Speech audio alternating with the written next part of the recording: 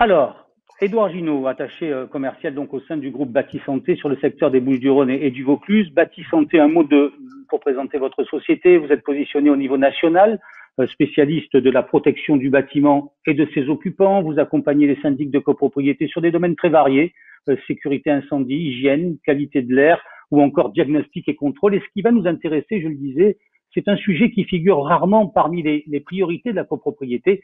C'est le sujet du plomb dans l'eau. Pourquoi est-ce que ce sujet, c'est la première question que je vous poserai, est un sujet important? Quels sont les indicateurs objectifs qui devraient nous inciter à nous préoccuper davantage de la présence de plomb dans l'eau? Eh bien, l'habitat, on sait que c'est un facteur majeur de risque d'intoxication au plomb. Le saturnisme, donc qui est une maladie connue depuis l'Antiquité, reste malheureusement d'actualité et peut toucher absolument tout le monde, du fœtus aux personnes âgées.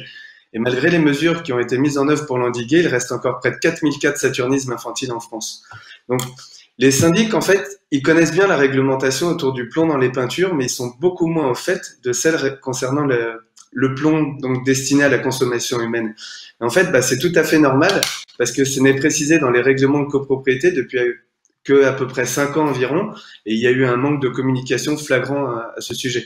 Pourtant, les risques liés au plomb dans l'eau, ils sont tout autant, voire même plus importants que ceux liés au plomb dans les peintures. Alors, que dit la réglementation et depuis quand est-ce qu'elle est en vigueur, cette réglementation?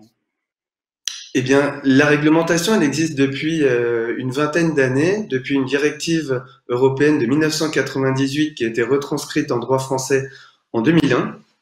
Et en fait, au fil des ans, la teneur admissible en plomb au robinet du consommateur, elle a été abaissée de 50 à 25, puis à 10 microgrammes par litre. Donc voilà, c'est important de rappeler que sur une copropriété, c'est le syndic qui est responsable des installations intérieures de distribution d'eau, mais aussi de la qualité de l'eau distribuée après le compteur. Donc il ne peut occulter cette réglementation. Est-ce que tous les immeubles sont concernés ou bien est-ce qu'il y a une période dans la construction qui est plus concernée que les autres? Je pense notamment à la période des années 60-70 où l'architecture était, comment dire, un peu aléatoire, on va dire ça comme ça. Tout à fait. En fait, logiquement, à la base, on pourrait imaginer que justement, ça concernait que l'habitat ancien, donc les immeubles construits avant les années 50.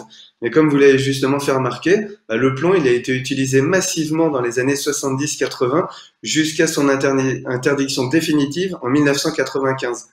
Et en fait, à ce jour, il reste à peu près 5% des logements français qui disposent d'une eau qui dépasse largement les seuils en vigueur. Alors, quatrième question, pourquoi un sujet aussi important n'a pas eu plus d'écho auprès des administrateurs de biens? On parle en général, évidemment. Certains ont été sensibilisés, mais globalement. En fait, il faut du temps pour mettre en place une nouvelle réglementation. Vous savez, les communes, elles ont dû remplacer les canalisations sur l'ensemble du réseau public, ce qui a nécessité des moyens humains et financiers colossaux. Et tant que le nécessaire n'avait pas été fait, en fait, c'était impossible, voire même, vous me direz, inutile, de s'attarder sur les réseaux internes des immeubles. Donc désormais, l'agence régionale de santé, elle se penche sur le sujet et elle commence à demander de plus en plus de comptes aux syndics de copropriété qui du coup savent pas forcément trop comment gérer cette problématique.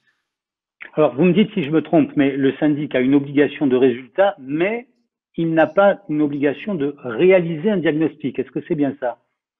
Eh bien, effectivement, c'est exactement ça. Donc, et c'est là toute la problématique, en fait, parce que, autant, par exemple, pour une copropriété qui, justement, a remplacé ses canalisations, elle va pouvoir, justement, certifier qu'elle respecte les seuils en vigueur, donc elle est conforme à la réglementation.